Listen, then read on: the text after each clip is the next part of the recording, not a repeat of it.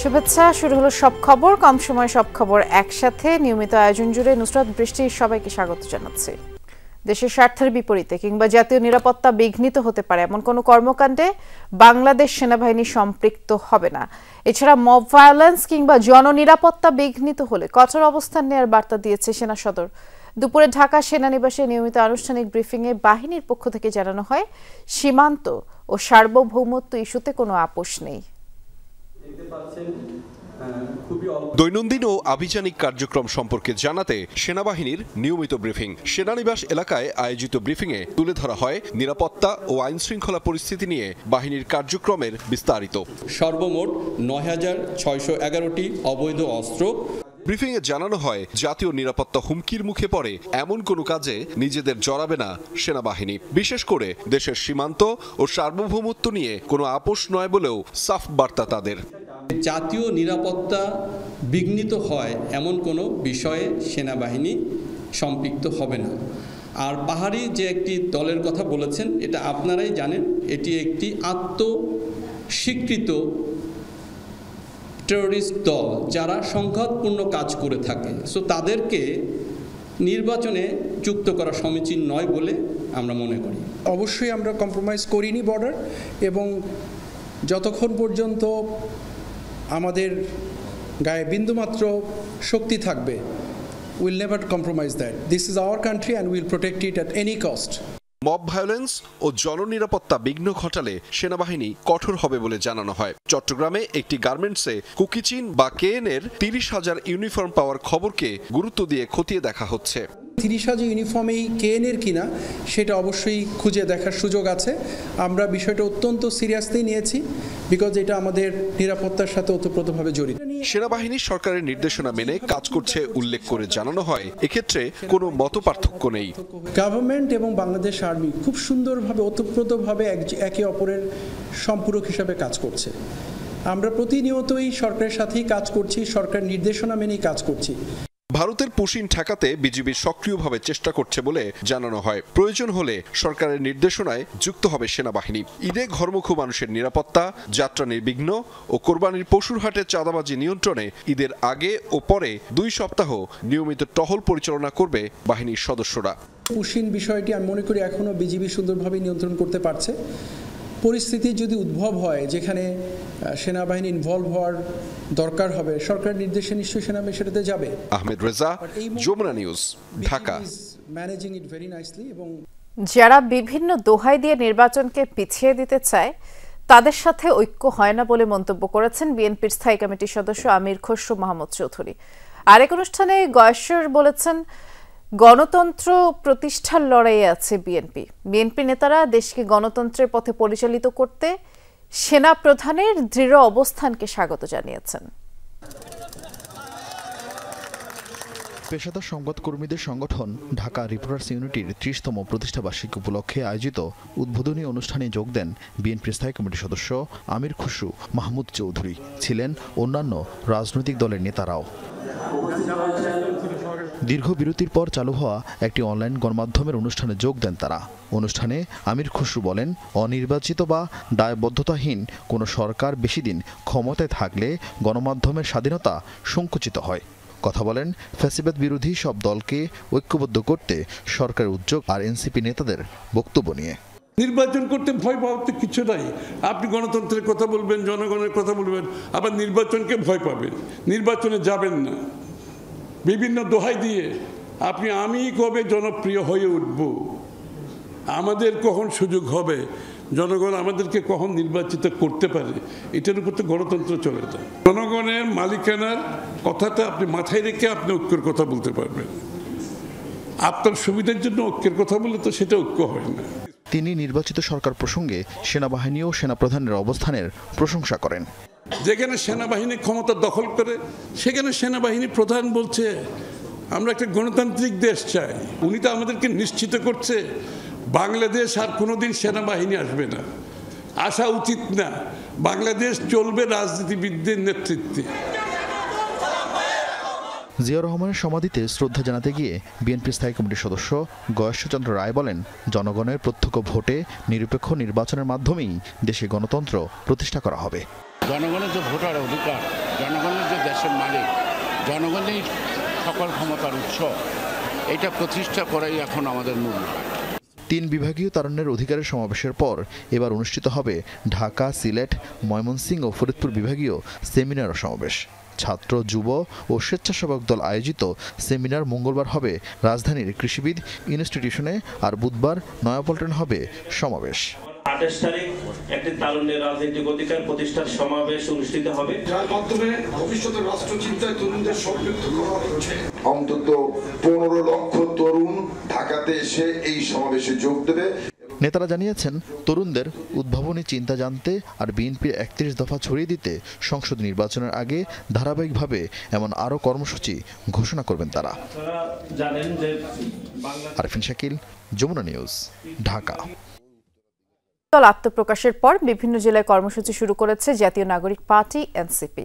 এর ধারাবাহিকতায় চট্টগ্রামে পথসভা করেছেন দলের দক্ষিণাঞ্চলের মুখ্য সংগঠক হাসনাত আব্দুল্লাহ। বলেছেন, সরকারি সংস্কার কাজে বাধা দিলে জনগণই তার বিকল্প খুঁজে নেবে, আর নীলফামারীতে অংশ নিয়ে সুষ্ঠু স্বচ্ছ নির্বাচন না হলে তা অভ্যুত্থান পরবর্তী কলঙ্কে পরিণত হবে বলে মন্তব্য করেছেন উত্তরাঞ্চলের মুখ্য সংগঠক সার্জিস আলম।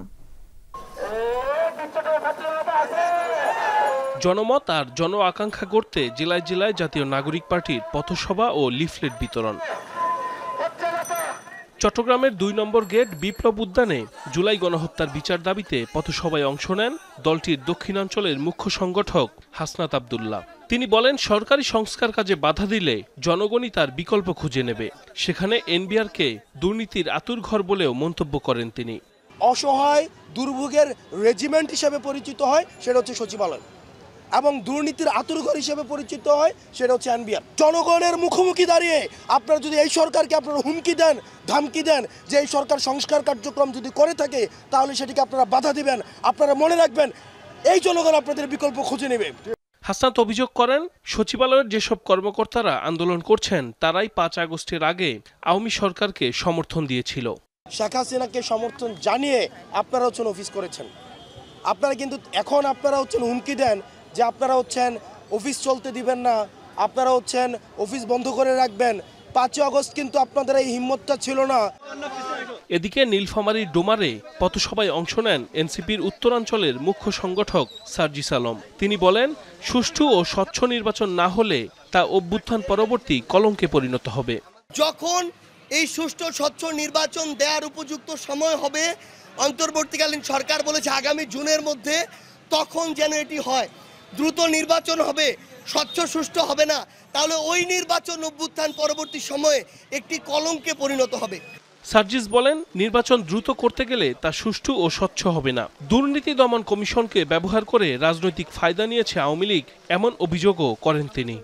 আমরা বাংলাদেশে দেখেছি বড় বড় অফিস আছে, নাম দুর্নীতি দমন কমিশন, অথচ সেটাই ছিল বিগত 16 বছর ধরে দুর্নীতির আখড়া। ওটাকে ব্যবহার করে রাজনৈতিক ফায়দা নেওয়া হয়েছে। পথসভায় এনসিপির যুগ্ম আহ্বায়ক সারোয়ার তুষার, যুগ্ম মুখ্য সংগঠক আবু সাইদ লিওন সহ স্থানীয় বৈষম্য বিরোধী ছাত্র আন্দোলনের নেতাকর্মীরা উপস্থিত ছিলেন।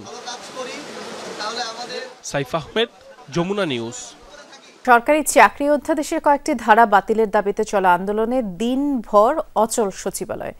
কর্মকর্তা কর্মচারী ঐক্য ফোরামের ডাকে বিক্ষোভ মিছিল আর অবস্থান ধর্মঘটে প্রবেশ গেটগুলো অবরুদ্ধ হয়ে পড়ে। দুপুরে আইন উপদেষ্টার সাথে কর্মচারী নেতাদের বৈঠকের কথা থাকলেও তা আর হয়নি। নেতারা জানিয়েছেন, প্রধান উপদেষ্টার সাথে উপদেষ্টা সহ সংশ্লিষ্ট সচিবদের বৈঠকের পর অধ্যাদেশ নিয়ে সিদ্ধান্ত জানা যাবে। তবে দাবি পূরণ না হলে কাল সকাল থেকে আবারও কর্মসূচি পালনের ঘোষণা দিয়ে রেখেছে আন্দোলনকারীরা। আন্দোলনের মুখেই জারি করা হয় সরকারি চাকরি আইনের সংশোধিত অধ্যাদেশ। এতে সোমবার সকাল থেকে আবারও দপ্তর ছেড়ে প্রতিবাদ কর্মসূচিতে যোগ দেয় সচিবালয়ের কর্মচারীরা। বিভিন্ন মন্ত্রণালয় ঘুরে অবস্থান ধর্মঘট পালন করেন মন্ত্রিপরিষদ বিভাগ ও জনপ্রশাসন মন্ত্রণালয় ভবনের সামনে। সংশোধিত সরকারি চাকরি অধ্যাদেশে ছুটি ও যৌক্তিক কারণ ছাড়া কর্মস্থলে অনুপস্থিত থাকা সহ কাউকে উস্কানি ও বাধা দিলে শাস্তি, বরখাস্ত ও অপসারণের বিধান যুক্ত করা হয়েছে। সামরিক শাসনামলের এমন বিধানকে কালাকানুন আখ্যায়িত করে কর্মস্থল ছেড়ে প্রতিবাদ কর্মসূচিতে যোগ দেন কর্মচারীরা। ব্যাখ্যা দেন অধ্যাদেশটি কেন নিপীড়নমূলক এবং এতে তাদের কাজের স্বাধীনতা কতটা ক্ষুণ্ণ হবে। অফিসের সময় যদি আমি কোনো সময় বাইরে কোনো একটা কাজে, জরুরি কাজে যাই, অফিসার যদি মনে করে যে আমার কাছে যতটাই যৌক্তিক হোক তার কাছে যৌক্তিক না, তাইলে তিনি আমাকে এই শাস্তিগুলো আবার দিতে পারেন। কারোর সাথে আমাদের হয়তো কাজের কোনো ক্ষেত্রে কোনো মনোমালিন্যতার সৃষ্টি হতে পারে, তখন উনি কি করবেন, আমাদের বিরুদ্ধে যে কাজে বিশৃঙ্খলা সৃষ্টি করতেছি এই অ্যালিগেশন দিয়ে আমাদেরকে চাকরিচ্যুত করবে। অনানুগত্যের বিষয়টা কিন্তু সংজ্ঞায়িত করা নেই, তার মানে এইটার মাধ্যমে আপনি কিন্তু চাইলে যে কোনো বিষয়টাকে আপনি অনানুগত্যর হিসাবে গণ্য করে আমাকে শাস্তি প্রদান করতে পারেন। কোনো কারণবশত আমরা অফিসে নাই আসতে পারি, সেটার কারণে যদি আপনি আমার চাকরিটা খেয়ে ফেলেন, সেটা আমরা কোথায় যাব? ইচ্ছা করলে একটা মানুষের চাকরি চলে যাবে, এটা তো এইভাবে তো হতে পারে না। কর্মচারীদের প্রতিবাদের মুখে কিছুক্ষণের জন্য বন্ধ করে দেয়া হয় সচিবালয়ে প্রবেশের প্রধান ফটক সহ 3টি গেট। এ সময় কয়েকজন উপদেষ্টার সচিবালয়ে প্রবেশের কথা থাকলেও তারা প্রবেশ করতে পারেননি। অনেকে আটকা পড়েন ভেতরে। প্রায় 30 মিনিট পর ফটক খুলে দেয়া হয়। কর্মচারী নেতারা জানান, দাবি পূরণ না হলে কর্মবিরতি সহ বিদ্যুৎ সংযোগ বিচ্ছিন্ন করতে বাধ্য হবেন তারা। আগামী দিনের জন্য আপনারা প্রস্তুত থাকেন, প্রত্যেকে 3 দিন ছুটি নিয়ে আপনারা সিএল ছুটি নিয়ে বাসায় বসে থাকবেন। বিদ্যুতের সংযোগ দেওয়া আছে না, এটা আমরা বন্ধ করে দিব। রাতের আধারে এই ধরনের কালো অধ্যাদেশ জারি করা, এটা নতুন বাংলাদেশে, এই বৈষম্য মুক্ত বাংলাদেশে একটা নজিরবিহীন ঘটনা। বিক্ষোভ সমাবেশের মধ্যে আইন উপদেষ্টার পক্ষ থেকে দাবি নিয়ে আলোচনার কথা ছিল কর্মচারী নেতাদের, তবে অফিস সময়ে তা আর হয়নি। নেতারা বলছেন আন্দোলনে অনড় আছেন তারা। আইন উপদেষ্টা মহোদয়ের একটি সাক্ষাৎকার ছিল, সেখানে এই নিপীড়ন এবং নিবর্তনমূলক কালো আইন প্রত্যাহারের বিষয়ে উপদেষ্টা মহোদয় সদয় সম্মতি জ্ঞাপন করেছিলেন, কিন্তু মাননীয় আইন উপদেষ্টা মহোদয় যমুনাতে প্রধান উপদেষ্টা মহোদয়ের সাথে মিটিংয়ে বা সভায় উপস্থিত থাকবেন।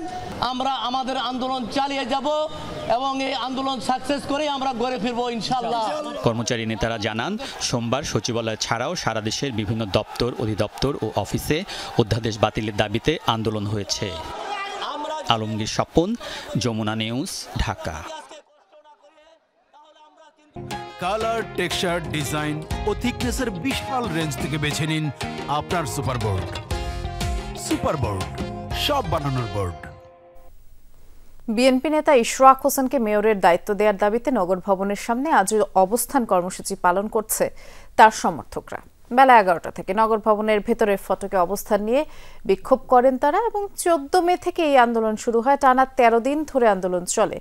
মাঝে দাবি পূরণের জন্য 48 ঘন্টা আলটিমেটাম দেওয়া হয়, আর এরপর আবার আন্দোলন শুরু হয়েছে।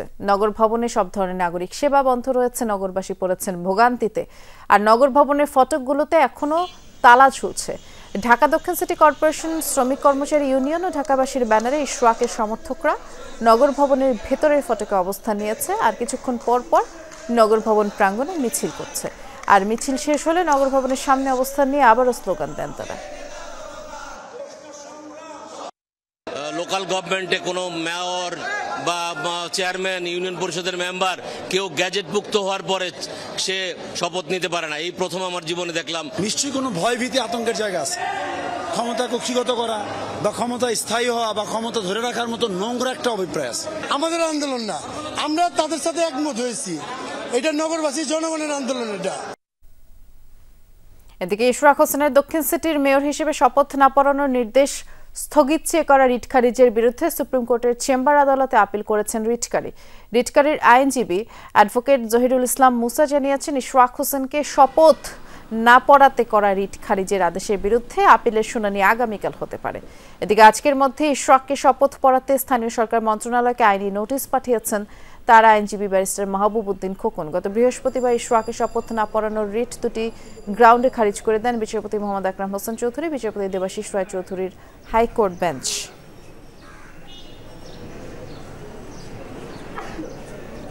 রাজনৈতিক পরিস্থিতি যাই হোক, বাংলাদেশে নতুন বিনিয়োগে আগ্রহী জাপানের ব্যবসায়ীরা। দেশটির এই অবস্থান স্পষ্ট করে রাষ্ট্রদূত সাইদা সিনিচি সরকারের সংস্কার, উদ্যোগ কিংবা নির্বাচনকে বাংলাদেশের অভ্যন্তরীণ ইস্যু বলেই মন্তব্য করেন। জাপান সফরে দেশটির কাছ থেকে $1 বিলিয়ন বাজেট সহায়তা ঢাকা চাইবে বলে জানিয়েছে পররাষ্ট্র মন্ত্রণালয়। এ সময় 7টি চুক্তি ও সমঝোতা স্মারক সইয়ের ব্যাপারেও আশাবাদী ঢাকা। তবে মুক্ত বাণিজ্য চুক্তি বা এফটিএর চেয়ে ঢাকার সাথে অর্থনৈতিক অংশীদারিত্ব চুক্তিতেই বেশি আগ্রহী জাপান। ঐতিহাসিক সম্পর্ক আর সহায়তার দিক থেকে বাংলাদেশের পরীক্ষিত বন্ধু দেশ জাপান। অবকাঠামো, বাণিজ্যিক সহ বিভিন্ন খাতে উন্নয়নে টোকিওকে সবসময় পাশে পেয়েছে ঢাকা। জাপান আমাদের সব oldest and number 1 development partner. 27 মে 4 দিনের জাপান সফরে যাচ্ছেন প্রধান উপদেষ্টা। তার সফরকে ঘিরে দেশটির সাথে বাংলাদেশের সম্পর্ক নতুন উচ্চতা পাবে আশা পররাষ্ট্র মন্ত্রণালয়ের। ভারপ্রাপ্ত পররাষ্ট্র সচিব জানিয়েছেন, সফরে গুরুত্বপূর্ণ ইস্যুতে কয়েকটি চুক্তি ও সমঝোতা স্মারক সই হতে পারে। এই বৈঠকে আলোচ্য বিষয়ের মধ্যে থাকবে কৌশলগত বিভিন্ন দ্বিপাক্ষিক ইস্যু, বাণিজ্য বিনিয়োগ বৃদ্ধি, কৃষি, অবকাঠামো, মানব সম্পদ উন্নয়ন ও সহযোগিতা, আর সবচেয়ে ইম্পর্টেন্ট আরেকটা জিনিস যে রোহিঙ্গা রিপ্যাট্রিয়েশনের বিষয়ে জাপানের সহযোগিতা এবং রোহিঙ্গার বিষয়ে জাপানের সহযোগিতা নেয়া। যে এই সফরকালে সর্বমোট 7টি এমওইউ সাইনিং হবে। বিভিন্ন উন্নয়ন প্রকল্পে বড় অঙ্কের অনুদান আছে জাপানের। এবার সহজ শর্তে প্রায় $1 বিলিয়ন ঋণ সহায়তা চাইবে বাংলাদেশ। বাজেটারি সাপোর্ট হিসেবে জাপানের কাছ থেকে $1 বিলিয়ন চাচ্ছি। সুতরাং এটি আমাদের জন্য খুবই গুরুত্বপূর্ণ একটি বিষয়। এই বাজেটারি সাপোর্ট প্লাস হচ্ছে জাইকা এবং জেটপ্রোর সাথে স্যারের এই মিটিং অর্থনীতির জন্য খুবই গুরুত্বপূর্ণ। জাপানের শ্রমবাজারে প্রশিক্ষিত জনশক্তি রপ্তানি ইস্যুতে ইতিবাচক সাড়া পাওয়ার আশা সচিবের। আমাদের ম্যান পাওয়ার জাপানে পাঠানোর উদ্দেশ্যে করা এবং স্কিল ডেভেলপমেন্ট, এই দুটো বিষয়ের দুটো এমওইউ হবে। বাংলাদেশ দিক থেকে এই এমওইউ দুটো সই করবে Bangladesh BMET, Bangladesh manpower employment and training, আর জাপানিজ সাইড থেকে দুটি বিজনেস কোম্পানির সাথে। এটি হবে স্কিল ডেভেলপমেন্ট এবং জাপানিজ ল্যাঙ্গুয়েজ ডেভেলপমেন্টের জন্য দুটো এমইউ সই হবে। 30 মে জাপানের প্রধানমন্ত্রীর সাথে প্রধান উপদেষ্টা ডক্টর মোহাম্মদ ইউনূসের দ্বিপাক্ষিক বৈঠক অনুষ্ঠিত হবে। বাংলাদেশি আর জাপানি তরুণরা তার সাথে অনারেবল চিফ অ্যাডভাইজারের সাথে মত বিনিময় করবেন। রাজীব আহমেদ, যমুনা নিউজ, ঢাকা। রাজনৈতিক দ্বন্দ্বের কারণে বাড্ডায় বিএনপি নেতা কামরুল হাসান খুন হয়েছেন বলে ধারণা পুলিশের। প্রকাশ্যে খুনের ওই ঘটনায় মামলা হলেও এখনো কাউকেই গ্রেফতার করতে পারেনি আইন শৃঙ্খলা বাহিনী এবং থমথমে অবস্থা বিরাজ করছে পুরো এলাকায়। প্রকাশ্যে এলোপাতাড়ি গুলিতে খুনের ঘটনার পর থেকেই এলাকায় থমথমে অবস্থা বিরাজ করছে। খুন করে নির্বিঘ্নে পালিয়ে যাওয়ার এমন ঘটনায় আতঙ্কিত এলাকাবাসী। প্রশ্ন উঠেছে, কি কারণে এমন নির্মমভাবে খুন করা হলো কামরুলকে? কোনো শত্রু থাকার কথা বলতে পারছেন না পরিবারের সদস্যরা। ওনারে নিয়ে গেছে, আমার সহ মনে করেন আমার জানটাও নিয়ে গেছে। আপনারা একটু খুঁজা বাইর করেন, সিসি ক্যামেরার ফুটেজ আছে, আপনারা দেখে আপনারা তো অনেক কিছুই পারেন। সরকারের কাছে আমার কথা একটাই, আমি ওরারে দেখতে চাই, আমি ওকে ফাঁসি চাই। আমার স্বামীরে যেমনে মারছে, যারা জড়িত আছে, যারা গুলি করছে, তারারে তো কেউ বইলা দিছে গুলি করতে। এই ঘটনায় অজ্ঞাতনামাদের আসামি করে বাড্ডা থানায় হত্যা মামলা দায়ের করেছেন কামরুলের স্ত্রী। প্রাথমিক তদন্তে রাজনৈতিক দ্বন্দ্বে এই হত্যাকাণ্ড বলে ধারণা পুলিশের। ক্ষতি দেখছি কি কারণে ঘটেছে, কারা এটার সাথে জড়িত, এইসব ব্যাপারে আমরা খুব গুরুত্ব দিয়ে তদন্ত করছি। আশা করি আমরা অল্প সময়ের মধ্যেই এই ঘটনার প্রকৃত রহস্য উদ্ঘাটন করতে সক্ষম হব। যারা মেরেছে একটা রাজনৈতিক সমর্থন মনে হয় আর কি। সিসি ফুটেজ তো সংগ্রহ করেছি, মোটামুটি তারা ইসের মধ্যে আছে, যে কারা করেছে এটা বুঝতে পেরেছি মোটামুটি। আমরা অ্যারেস্টের চেষ্টা করতেছি। হত্যায় সরাসরি জড়িত 2 শুটারকে প্রাথমিকভাবে শনাক্ত করেছে পুলিশ। রোববার রাতে বাড্ডার গোদারাঘাটের কাছে 4 নম্বর গলিতে বন্ধুদের সাথে আড্ডা দিচ্ছিলেন গুলশান থানা বিএনপির সাবেক যুগ্ম আহ্বায়ক ও ব্যবসায়ী কামরুল আহসান সাধন। রাত 10:24 খুব কাছ থেকে মাস্ক পরে আসা দুজন এলোপাতাড়ি গুলি করলে মাটিতে লুটিয়ে পড়েন কামরুল। পরে গুলি ছুটতে ছুটতে পালিয়ে যায় সন্ত্রাসীরা। হাসপাতালে নেয়ার পথেই মৃত্যু হয় কামরুলের। আশিক মাহমুদ, যমুনা নিউজ, ঢাকা। পাবনা এবং খুলনায় 3টি হত্যাকাণ্ডের ঘটনা ঘটেছে। পাবনায় পূর্ব শত্রুতার জেরে ছুরিকাঘাতে আহত যুবক রাজশাহী মেডিকেলে মারা গেছেন। এই ঘটনায় জড়িত থাকার অভিযোগে ইমন নামের এক যুবককে আটক করেছে পুলিশ। নিহত রনি পাবনার চর আশুতোষপুর লঞ্চঘাট পশ্চিমপাড়া এলাকার বাসিন্দা। আর নিহতের পরিবার জানিয়েছে দীর্ঘদিন ধরেই রনি ও ইমনের মধ্যে বিরোধ চলছিল এবং এরই জেরে গেল রোববার রনিকে ডেকে নিয়ে ছুরিকাঘাত করে ইমন। রনি হত্যার প্রতিবাদে বিক্ষোভ মিছিল করেছে এলাকাবাসী। খুলনায় এক রাতে 2টি হত্যাকাণ্ডের ঘটনা ঘটেছে। রোববার রাতে রূপসার মোসাব্বতপুর গ্রামে রনিকে ডেকে নিয়ে যায় সন্ত্রাসীরা। নির্জন স্থানে তাকে গুলি করে হত্যা করা হয়। রনির বিরুদ্ধে বিভিন্ন থানায় হত্যাসহ কয়েকটি মামলা আছে। এদিকে সোনাডাঙ্গা থানার ডেল্টা ভবনের পেছনে গোলামকে ছুরিকাঘাত করে দুর্বৃত্তরা। খুলনা মেডিকেলে নেয়ার পর চিকিৎসক মৃত ঘোষণা করেন তাকে। নিহত গোলাম হরিণটানা থানার ময়ূরী ব্রিজ এলাকার মোহাম্মদ আলী হোসেনের ছেলে।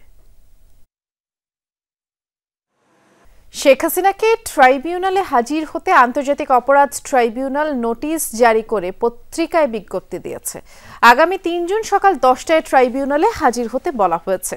সোমবার 2টি জাতীয় পত্রিকায় এই বিজ্ঞপ্তি প্রকাশ করা হয়। আন্তর্জাতিক অপরাধ প্রসিকিউটর গাজী মনোয়ার হুসাইন তামিম বলেছেন, সময় মতো আদালতে হাজির না হলে এবং জবাব সন্তোষজনক না হলে শেখ হাসিনার 1 বছরের কারাদণ্ড এবং 5,000 টাকা জরিমানা হতে পারে। সামাজিক যোগাযোগ মাধ্যমে ছড়িয়ে পড়া 227 জনকে হত্যার লাইসেন্স পেয়ে গেছে এমন একটি অডিও বক্তব্যের ফরেনসিক বিশ্লেষণে এটি সাবেক প্রধানমন্ত্রী শেখ হাসিনার কণ্ঠ বলে প্রমাণ পায় আন্তর্জাতিক অপরাধ ট্রাইব্যুনালের তদন্ত সংস্থা।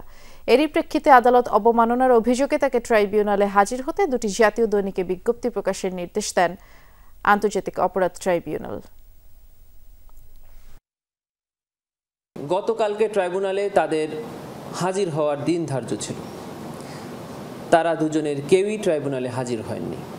তবে তাদেরকে অধিকতর স্বচ্ছ বিচারের স্বার্থে পুনরায় আরেকবার সুযোগ প্রদান করেছেন ট্রাইব্যুনাল।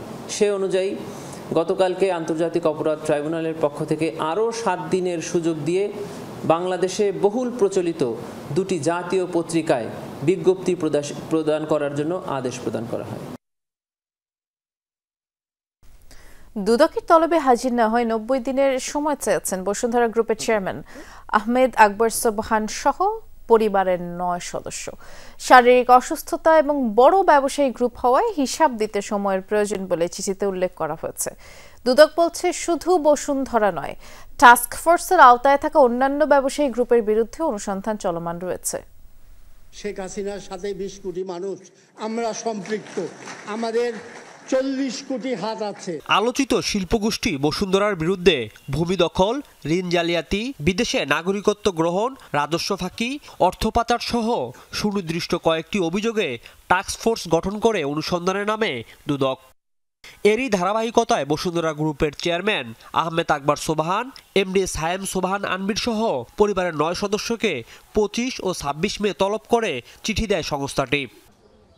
তলবে হাজির না হয়ে 90 দিনের সময় আবেদন করেছেন বসুন্ধরা গ্রুপের চেয়ারম্যান, এমডি সহ সংশ্লিষ্টরা। দুদক বলছে 45 কার্য দিবসের মধ্যে অনুসন্ধান শেষ করার আইনি বিধান রয়েছে। অনুসন্ধান কার্যক্রমের একটা বাইন্ডিং আমাদের একটা সময় নির্ধারণ করা আছে। সেক্ষেত্রে সেই বিবেচনা নিয়ে হয়তো ওনারা আলোচনার সাপেক্ষে একটা সিদ্ধান্ত নেবেন যে কতদিন আসলে সময় দিতে পারবেন ওনারা। দুদকের এই কর্মকর্তা জানান, বসুন্ধরা ছাড়াও এস আলম, নাসা, বেক্সিমকো, নাবিল সহ 10টি গ্রুপের দুর্নীতির অনুসন্ধান চলছে। টাস্কফোর্স গঠন হয়েছে, যেসব বড় বড় কোম্পানিগুলোর বিরুদ্ধে এই যে অনিয়ম দুর্নীতির বিরুদ্ধে অনুসন্ধান চলছে, অনুসন্ধান কার্যক্রম চলমান। এদিন দুদকের আবেদনে কারাগারে থাকা হবিগঞ্জ 4 আসনের সাবেক এমপি ব্যারিস্টার সৈয়দ সাইদুল হক সুমনকে দেশ ত্যাগে নিষেধাজ্ঞা দিয়েছে আদালত। রাজীব আহমেদ, জুমলা নিউজ, ঢাকা। বিএনপির ভারপ্রাপ্ত চেয়ারম্যান তারেক রহমানের স্ত্রী ডাক্তার জুবাইদা রহমানের দুর্নীতি মামলা সাজার বিরুদ্ধে করা আপিলের রায় বুধবার। সোমবার বিচারপতি মোহাম্মদ খসরুজ্জামানের একক হাইকোর্ট বেঞ্চে শুনানি শেষে রায়ের জন্য এই দিন ধার্য করেন আদালত। আর এর আগে 14 মে হাইকোর্ট জুবাইদা রহমানের আপিল শুনানির জন্য গ্রহণ করেন।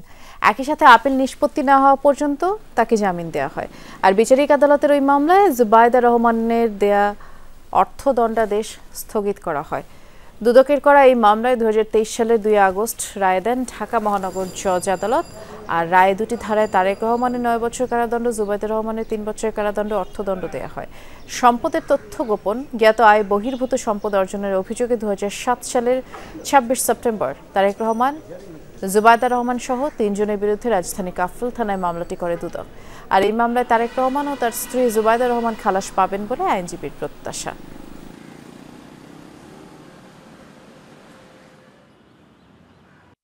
এই নিবেদন করেছি যে বেগম জুবাইদা রহমানের আপিল, এই আপিল আপনি শুনতে গিয়ে যদি দেখেন যে না তারেক রহমান সাহেবের কোনো সম্পত্তি আপনার অবৈধ উপায়ে অর্জিত না অথবা তার জ্ঞাত আয়ের বহির্ভূত না, তাইলে যদি বেগম জুবাইদুর রহমান আপনার খালাস হয়, এই খালাসের বেনিফিট যেটা, এটা যদিও নন অ্যাপিলিং একিউজ, কিন্তু এটা আপনারা জনাব তারেক রহমান সাহেবকে দিতে পারেন।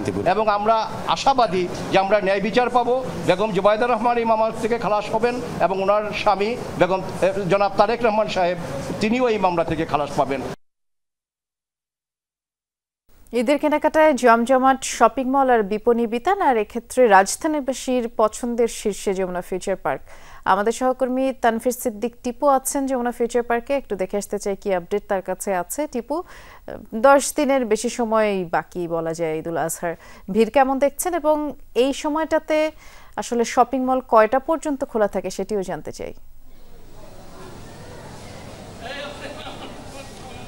বৃষ্টি, দক্ষিণ এশিয়ার বৃহত্তম shopping mall Jamuna Future Park কিন্তু সবসময় জমজমাট থাকে এবং আপনি যেটি বলছিলেন যে আর মাত্র 10 দিন বাকি আছে ঈদুল আজহার, সেই উপলক্ষে কিন্তু বেশ জমে উঠেছে যমুনা ফিউচার পার্ক। একটু যদি দেখাতে চাই আপনার মাধ্যমে দর্শককে, দিনের একদম শেষ পর্যায়ে অর্থাৎ মানুষজন যারা আছেন সবাই তাদের কর্মব্যস্ত দিন শেষে, অফিস আদালতের কাজ শেষে তারপরে কিন্তু তারা যমুনা ফিউচার পার্কে আসছেন এবং বেশ বলা যায় নির্দ্বিধায় আসছেন, কারণ এই এক ছাদের নিচেই কিন্তু তারা তাদের প্রয়োজনীয় বা পছন্দের সব কিছুই, সব ব্র্যান্ডগুলো সহ তাদের যেটা যেটা প্রয়োজন সব কিছুই তারা পেয়ে যাবেন পরিবারের সকল সদস্যের জন্য যা যা প্রয়োজন। এবং আপনি আরও যেটি জানতে চাচ্ছিলেন যে কী ধরনের ছাড় রয়েছে এইবারের ঈদের জন্য, আমরা বিভিন্ন দোকানে দেখেছি এবং বিক্রেতাদের সাথে কথা বলে দেখেছি, তারা বলছেন যে বিভিন্ন পণ্যের উপরে ভিন্ন ভিন্ন ধরনের ছাড় রয়েছে এবার, এবং 30 থেকে 50% পর্যন্ত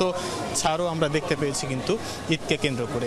এবং বিক্রেতা এবং ক্রেতারা সবাই যেটি বলছেন যে যমুনা ফিউচার পার্কে বেশ স্বাচ্ছন্দ্যে নিরাপদেই তারা এখানে শপিং করতে পারছেন এবং যমুনা ফিউচার পার্কের যে পণ্যগুলো সেগুলো বেশ টেকসই এবং মানানসই বলেই কিন্তু বিক্রেতারা আমাদেরকে এবং ক্রেতারাও সেই স্বস্তি প্রকাশ করছেন।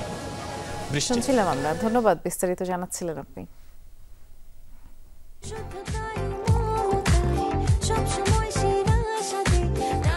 প্রাণ UHT মিল্ক, শুদ্ধতায় ও মমতায় সব সময় সেরা স্বাদে। মালয়েশিয়ার কুয়ালালামপুরে শুরু হয়েছে 46তম আসিয়ান সম্মেলন। মালয়েশিয়ার প্রধানমন্ত্রী আনোয়ার ইব্রাহিম সকালের উদ্বোধনী পর্বে আসিয়ান নেতাদের আনুষ্ঠানিকভাবে স্বাগত জানান, বলেন আসিয়ানের মতো আঞ্চলিক জোটগুলো একসাথে কাজ করলে তা পুরো বিশ্বের জন্যই ভালো কিছু বয়ে আনবে। আর সকালে সবাই আনুষ্ঠানিক ফটো সেশনে অংশ নেন। 8:30টায় কুয়ালালামপুর কনভেনশন সেন্টারে আসিয়ান নেতাদের আনুষ্ঠানিক অভ্যর্থনার মধ্য দিয়েই দিনের কার্যক্রম শুরু হয়। এরপর সকাল 9টায় শুরু হয় আসিয়ান লিডারদের প্লেনারি সেশন। দুপুর 12টায় নির্ধারিত আসিয়ান নেতাদের গালফ কোঅপারেশন কাউন্সিল GCC নেতাদের সাথে আলোচনার প্রস্তুতি সভা এবং বিকেল 3টায় 45 মিনিটে অনুষ্ঠিত হয় আসিয়ান পোস্ট 2025 ভিশন এবং এ বিষয়ে বিশেষ সেশন হয়, যেখানে কুয়ালালামপুর ঘোষণা 2045 চূড়ান্ত করার প্রক্রিয়া নিয়ে আলোচনা হবে।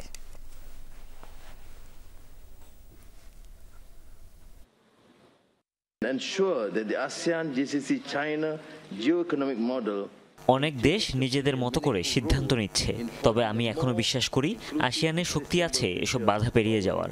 আমেরিকার ট্যারিফ সিদ্ধান্তের পর আমরা সঙ্গে সঙ্গে ASEAN Jio economic task force গঠন করেছি, যাতে একসাথে সিদ্ধান্ত নিতে পারি আর সবাই বুঝে যায় আমরা দুর্বল নই।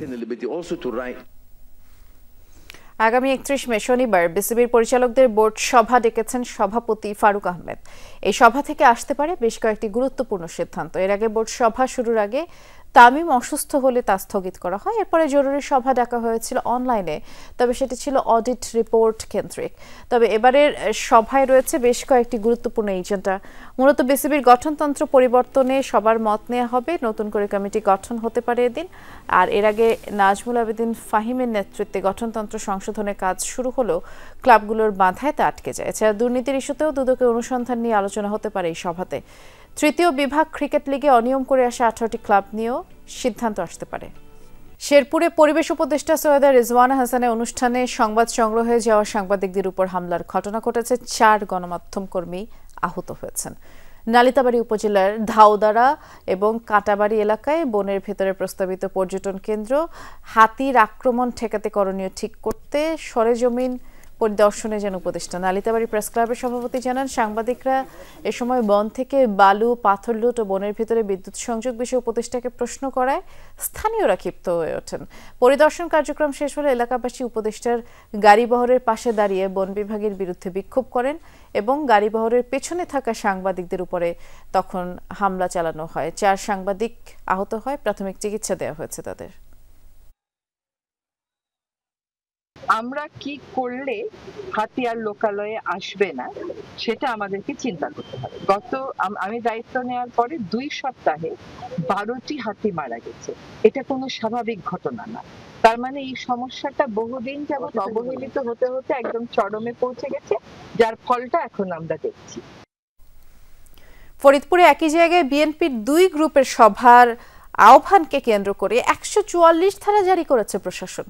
স্থানীয়রা জানায়, রাজনৈতিক আধিপত্য বিস্তারকে কেন্দ্র করে বিএনপির স্থানীয় 2 গ্রুপের মধ্যে বিরোধ চলে আসছে। আজ শহরের চৌরাস্তায় সভার আহ্বান জানায় সাবেক সংসদ সদস্য খন্দকার নাসিরুল ইসলামের সমর্থকরা। একই স্থানে সমাবেশটাকে উপজেলায় বিএনপি যুগ্ম সাধারণ সম্পাদক শামসুদ্দিন মিয়া ঝুনুর অনুসারীরা। দুপক্ষের লোকজন সভাস্থলে জড়ো হতে শুরু করলে সংঘাতের আশঙ্কায় পুলিশ সরিয়ে দেয় তাদের। আর অপ্রীতিকর পরিস্থিতি এড়াতে 144 ধারা জারি করে প্রশাসন।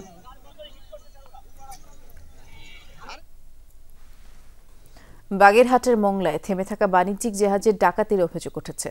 স্টাফদের অভিযোগ, ভোরে বন্দরের পশুর নদীতে নোঙর করা এমভি সেঁজুতিতে হামলা চালায় দুর্বৃত্তরা। ফিশিং ট্রলারে করে দেশীয় অস্ত্রসহ 14 জন জলদস্যু জাহাজে উঠে নাবিক আর স্টাফদের হাত পা বেঁধে প্রায় 50 লাখ টাকার মালামাল লুট করে নিয়ে যায়।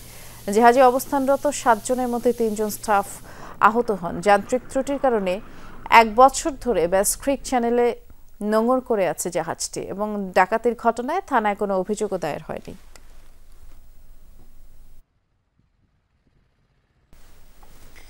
নিজ স্ত্রীর হাতে চড় খেলেন ফরাসি প্রেসিডেন্ট ইমানুয়েল ম্যাক্রন এবং ক্যামেরায় সেই দৃশ্য ধরা পড়ল। রোববার রাষ্ট্রীয় সফরে ভিয়েতনামের হানয়েতে পৌঁছায় ফরাসি প্রেসিডেন্ট। এ সময় ব্যক্তিগত প্লেনের দরজা খুলতেই পাশ থেকে প্রেসিডেন্টের গালে চপেটাঘাত করতে দেখা যায় একটি হাতকে। ম্যাক্রন তখন অপ্রস্তুত হয়ে মুখ সরিয়ে নেন। পুরো দৃশ্যটি ক্যামেরায় ধরা পড়ে, মাত্রই যেমনটি আপনারা টেলিভিশন স্ক্রিনে দেখতে পেলেন। দ্রুত নিজেকে সামলে নিয়ে স্ত্রীর হাত ধরে প্লেন থেকে নামেন প্রেসিডেন্ট। মুহূর্তেই ভিডিও ছড়িয়ে পড়ে আর সাথেই তোলপাড় শুরু হয় সামাজিক যোগাযোগ মাধ্যমে। একদিনে 151টি সোনালিকা ট্রাক্টর ডেলিভারির মাধ্যমে রেকর্ড করল এসিআই মোটরস। যশোরের শার্শা মিনি স্টেডিয়ামে একসাথে 151টি সোনালিকা ট্রাক্টর গ্রাহকদের হাতে তুলে দেয় এসিআই মোটরস এবং প্রধান অতিথি হিসেবে উপস্থিত ছিলেন এসিআই মোটরসের উপব্যবস্থাপনা পরিচালক সুব্রত রঞ্জন দাস। এছাড়াও অনুষ্ঠানে এসিআই মোটরসের গ্রাহক, কৃষক, ডিলার, শুভানুধ্যায়ীরা উপস্থিত ছিলেন। এই উৎসবের বিশেষ আকর্ষণ ছিল ট্রাক্টর দিয়ে নির্মিত সোনালিকার লোগো।